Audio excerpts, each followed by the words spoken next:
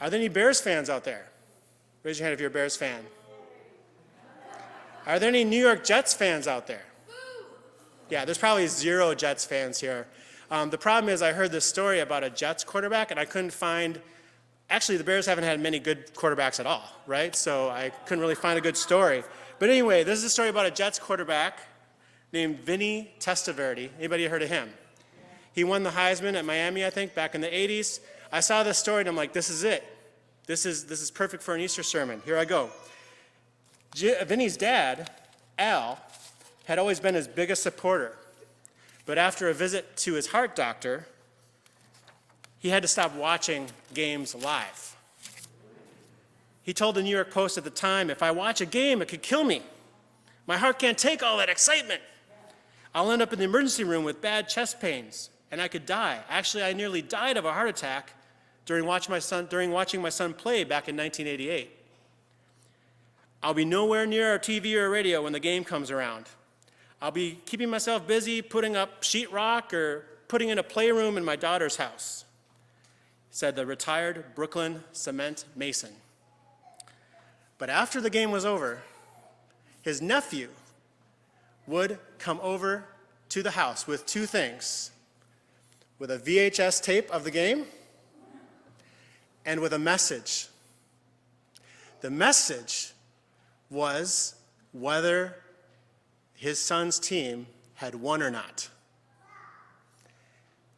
And once he knew if they had won or if they had lost, he could then watch the game and stay peaceful and calm enough to not put his heart at risk.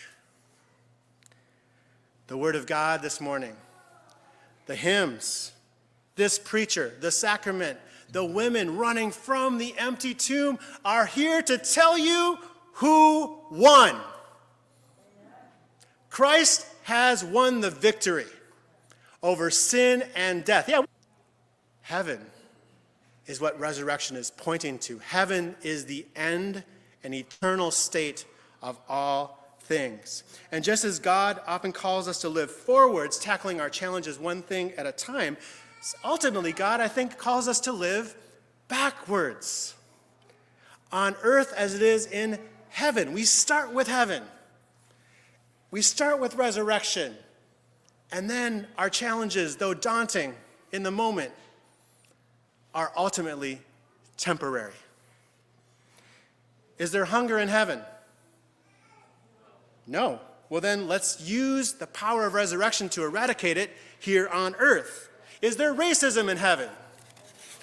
No. Well, then let us take the power of resurrection and peace and reconciliation and eradicate it here on earth. Is there war? Is there gun violence? Are there refugees in heaven? No. Well, then let us use that resurrection hope to be peacemakers for such a time as this, to welcome refugees and together build a world where children and all children can safely live. We live life backwards, knowing that because of that sometimes mysterious but ultimate certain reality that we call Easter, we can live in a hope that will not disappoint us.